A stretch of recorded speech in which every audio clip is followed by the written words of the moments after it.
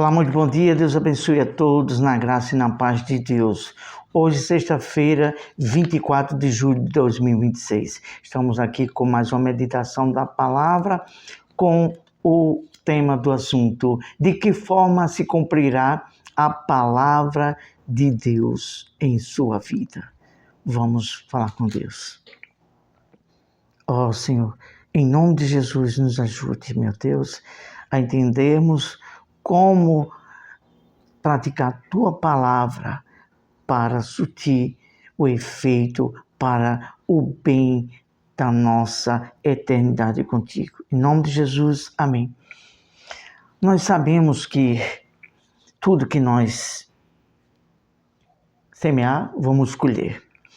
E é assim para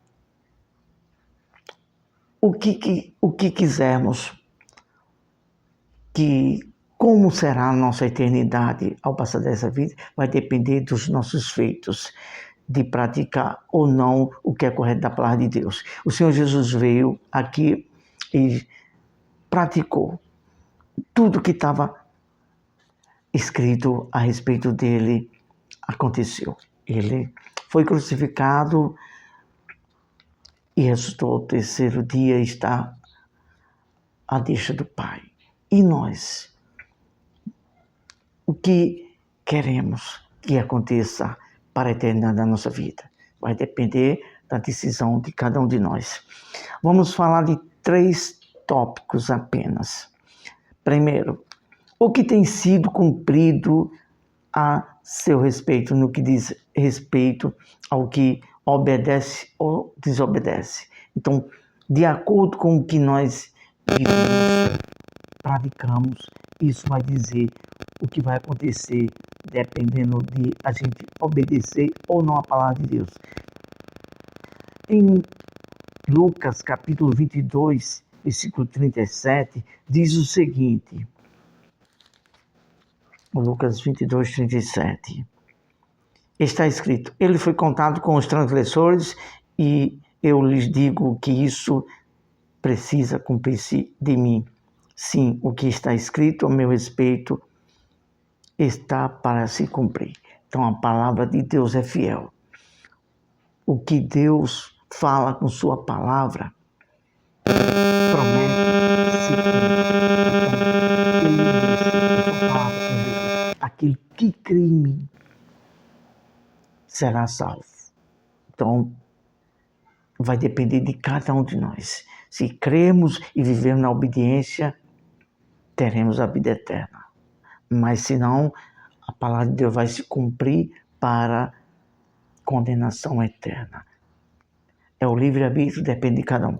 Vamos para o segundo tópico. O que tem sido escrito nos livros de Deus a nosso respeito?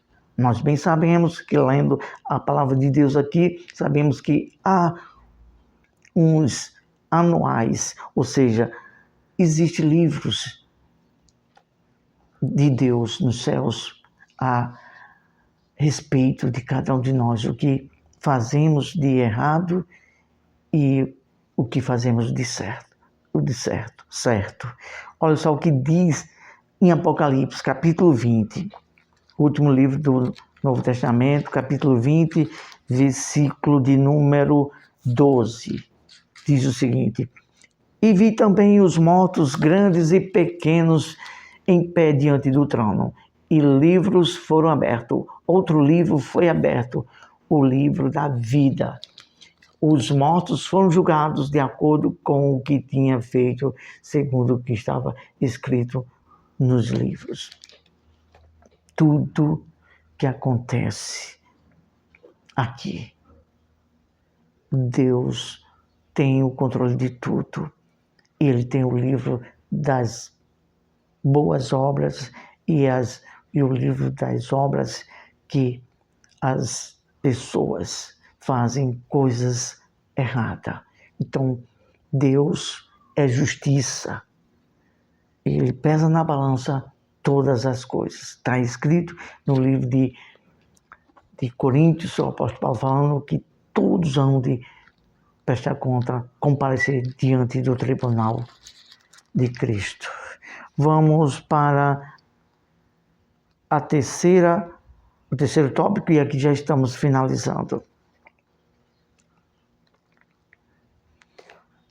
Um final triste para quem não se guarda no temor de Deus. Vamos ler aqui em João capítulo 13, versículo 2. Quarto livro do Novo Testamento, João capítulo 13, versículo 2. Estavam sendo servido o jantar e o diabo já havia induzido Judas Iscariotes, filho de Simão, para trair a Jesus. Então, estava determinado que isso iria acontecer, Judas iria trair. Aí eu venho trazer aqui a uma reflexão, a uma reflexão de muita sigilosa, muito sério. Deus conhece o meu e o seu coração. Deus sabe quando a pessoa não tem temor, conhece a palavra dele, mas não quer nada com Deus e não aceita viver a graça de Deus, a obediência a Deus, e prefere a inclinação para a sua vontade própria. É isso que tem feito se cumprir na vida de Judas e de outras pessoas que Deus sabe que aquela pessoa vai trair, não vai aceitar, não vai querer obedecer a Deus. Então, foi o livre-arbítrio, é a inclinação da própria pessoa no seu íntimo em querer fazer as coisas da maneira dele. E para a palavra de Deus se cumprir, para o nosso bem eterno para com Deus, há de se fazer o quê? Arrancar de dentro do nosso espírito, do nosso coração, a nossa própria vontade, matar ela, ou seja, a inclinação, a intenção do orgulho, a intenção de fazer os próprios desejos e querer as coisas do seu próprio jeito, tem que ser expurgada, vomitada de dentro do nosso espírito, e a gente falar para nós mesmos: eu não quero isso, Senhor, eu decido, eu quero sacrificar o meu eu quero renunciar, eu quero abraçar o sacrifício da renúncia para fazer a tua vontade. É o que o Senhor Jesus disse e que nós falamos essa semana em Mateus capítulo 16, versículo, se não me foge a memória, 24. Aquele que quiser vir após mim, renuncie a si mesmo, tome a sua cruz e siga-me. Então, é o livre-arbítrio, é você se conscientizar que Deus pede de nós essa decisão de largar a nossa vontade para fazer a dele, obedecer e praticar o seu mandamento, para que a nossa eternidade, os nossos feitos, fluam no livro da vida de Deus para o bem eterno da nossa alma. Vamos falar com Deus. Senhor, tua palavra é juízo, é justiça, e só aqueles que se submetem a ti com gratidão é que se lançam para ti, meu Deus. É o livre-arbítrio. Abençoe a todos, que possa haver um despertamento, um discernimento na consciência, para que a inteligência, a razão venha chegar ao denominador comum de uma fé racional, de uma humildade de espírito, em se lançar à obediência ao Senhor e à tua palavra. Em nome de Jesus. Amém. Deus abençoe a todos e dizemos aqui com toda a segurança de Deus: a vida eterna, a eternidade é algo sério.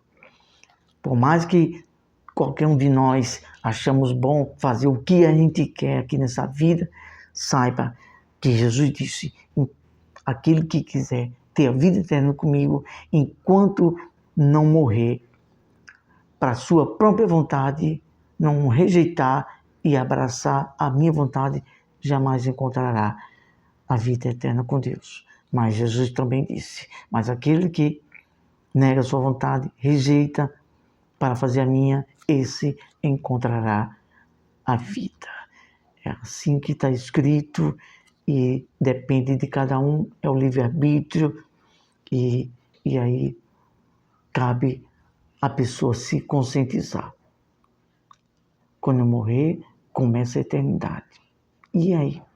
Como será a minha eternidade?